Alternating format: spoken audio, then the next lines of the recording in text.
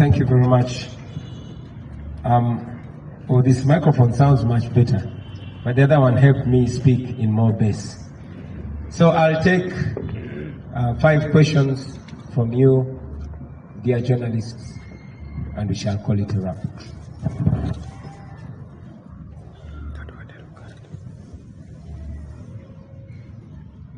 Yes, sir. Yes, sir, Mr. President, twandyagadde okumanya message yo eriki eri eggwanga ku nsonga ya meeja omu yavuddeyo n'agamba nti Uganda flag bwe banaagikwatira mu dduuka ly'omuntu oba awantu wonna bunaaba musango era abanaaba baziwanise bakuvunaanibwa.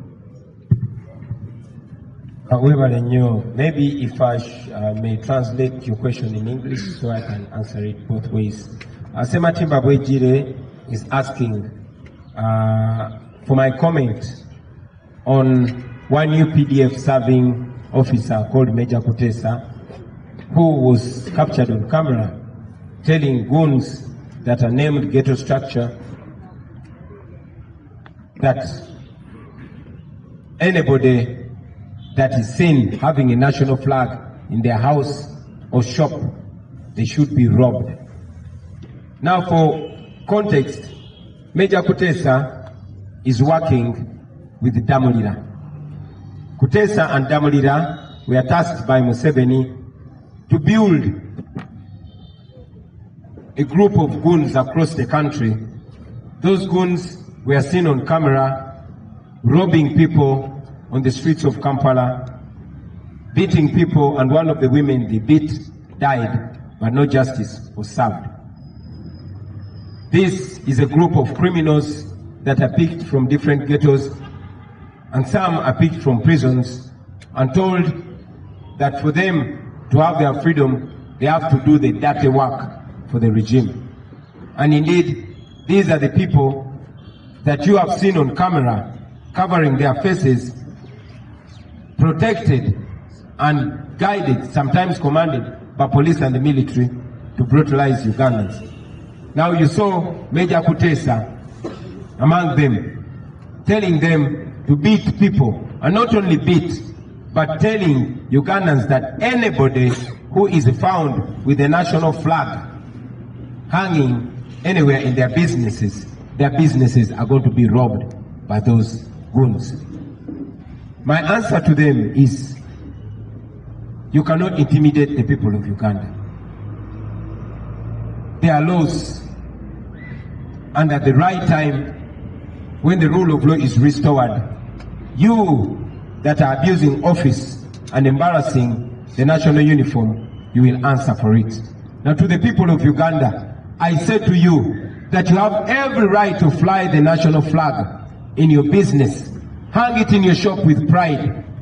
Hang it in your house or on your house, on your vehicle with pride. Respect it, love it, and teach your children why the national flag is very important.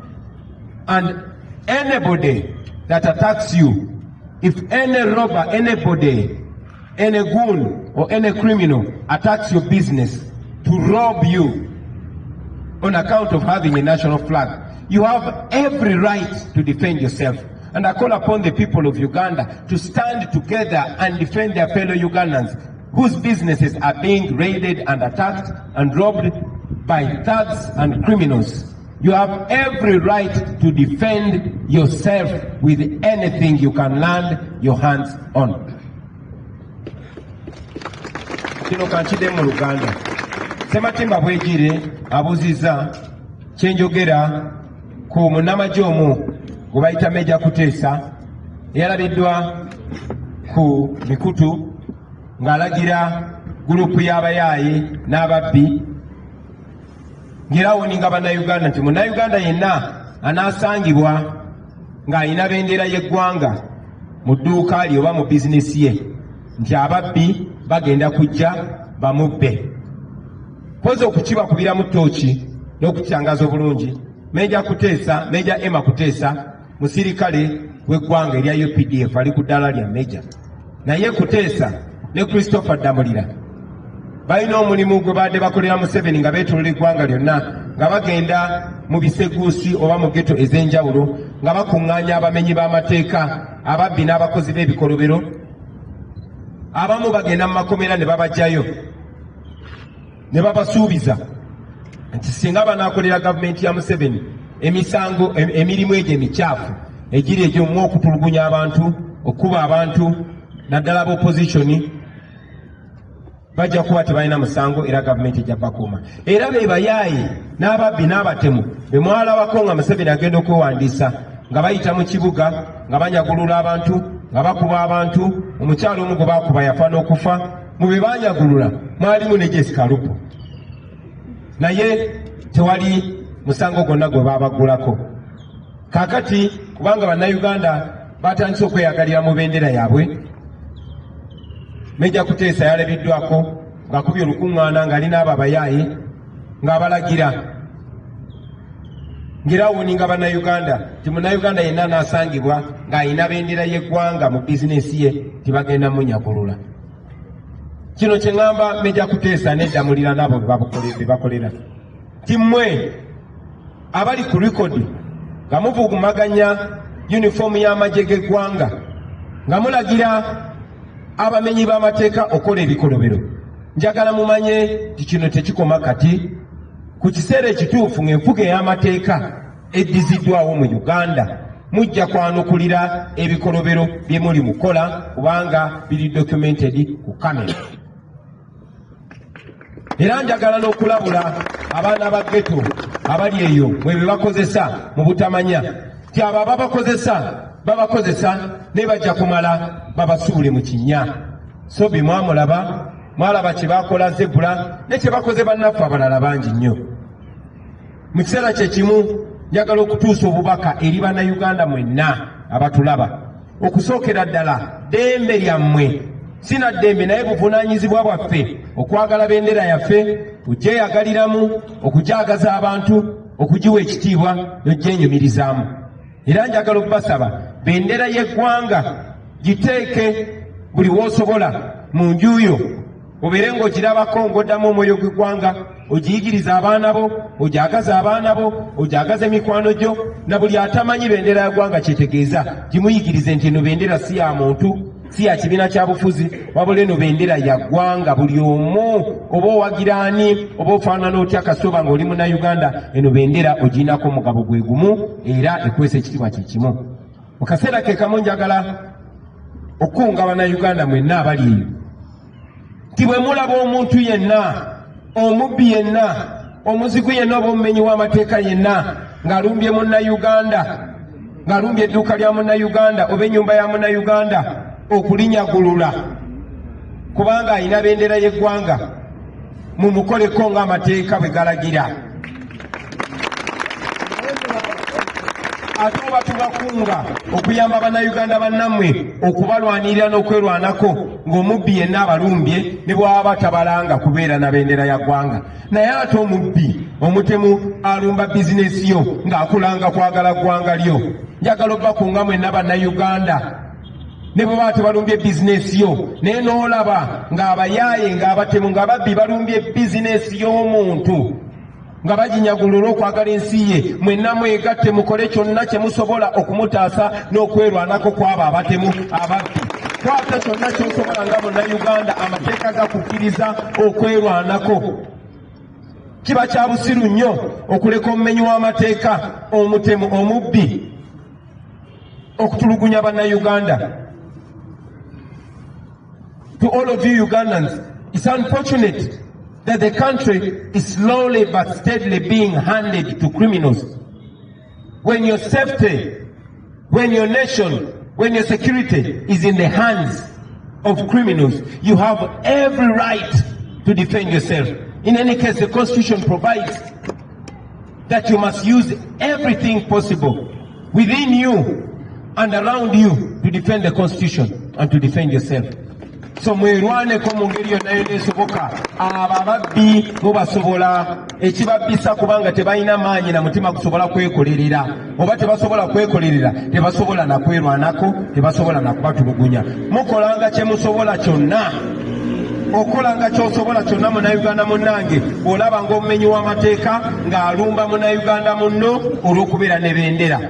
Nalabye n'omuyaayi omu ng'agamba nti gwanaalaba ne bendera y'eggwanga bagenda mukuba mbakunga mwenna bannayuganda bannange. Olaba ng'omuntu yenna omutemu yonna omutuju yenna ng'alumbye owa boodabooda amukuba amutulugunya olw'okubeera ne bendera. Nze mbakunga muvangayo ne mutaasa munnayuganda oyo kuba omuntu alina bendera olina omuwa ekitiibwa. Mu kiseera kye kimu kankozese ne guno omukisa okubakunga mwenna tibogenda n'olaba bizinesi y'omuntu ng'alina bendera y'eggwanga. Mazima n'ebyatunda ne bw'oba tobyetaaga baako ky'omugulako omuwagire olw'okwagala eggwanga lye. Owa boodabooda bwe baba nga bali babiri naye ng'omu omulaba ayagala nnyo eggwanga lye ng'ataddeko ne sitiika ya bendera ya Uganda oba ng'alina bendera ya Uganda, muwagire mwongere okwagisa abantu eggwanga lyabwe. Ne bw'oba tolina ssente waawukiri mukubira ejjambo oba omugambe ekigambo ekimuzaamu amaanyi, mugambe weebale kwagala ggwanga lyo, ekyo kiyigirize n'omulala. Tewali agenda kubayigiriza oba bakunga kwagala ggwanga lyammwe. Mulina eddembe ku ggwanga lyammwe, mulyagale. Bw'onooyagala eggwanga lyo ojja kufuna ensonga lwaki olirwanirira, lwaki okola ekituufu, lwaki okola enteekateeka ey'omugigi ogunaddako nagwo gweyagalire mu ggwanga lyo nga bw'olyagaliddemu. Eno bendera yammwe temukkiriza kwatiisatiisa, mulina obusobozi bwonna okugirwanirira era mugirwanirire kubanga bajjajjaffe abagiteekawo kyekyo kye baatwagaliza. Thank you very much. Thank you. My name is Kuteesa Nicholas from Baba TV. I have two questions. Yesterday, as you opened it, the President of Uganda, Yoweri Kaguta Museveni, he almost, as he was addressing the nation, he almost became the topic of the day. He talked about arresting your supporters in Mbarara, that you and the entire NUP members transport supporters from different places to other places. What would be your take on that? Thank you very much. Maybe before I answer your question, allow me to reiterate the last part of my message in English. I want to once again encourage fellow Ugandans not only to defend those that are being attacked for holding the national flag in high regard and having it in their businesses, but I encourage you, if you see somebody's shop and you see that person is a patriotic Ugandan flying the national flag proudly in their business, please support them even if you don't need what they are selling. If you see a border rider flying the national flag on their border, support them. Let this flag be something that brings us together even more. Make them feel proud of having the national flag. Now to respond to your question, General Museveni yesterday said that we transport our crowds with us. It's interesting. But again, I don't look at General Museveni with anger. I look at him with pity. We must all understand to be kind. I know that courtesy of his age is being fed by false intelligence. But I also know that Museveni is a chronicle liar. Now here is a man accusing us of the things that he actually does. You all know that he ferries crowds, and when he can't ferry them, he orders school head teachers, primary or secondary, to forcefully bring the pupils or students in his rally venues and dress them in yellow t-shirts. You've seen that everywhere. And even when they go there, they're not allowed to leave, not even for a short call, because he has to posture. You also know that the police and military has been closing roads on us, and where we've been allowed to pass, not more than 5 cars are always allowed to pass. So how are we transporting crowds? You notice that the police and military, even when we are moving in the dusty roads where they allow us to pass. They always stop borders from following us. You have been following. Every roadblock is meant to stop supporters, borders, who we don't even know where they're coming from, but they are joining us as a show of solidarity. They stop them in order to deny us crowds. But because he knows everywhere we reach, there are crowds of people that are yearning for a message of a new Uganda. So, like I said earlier, I don't want to be in the business of exchanging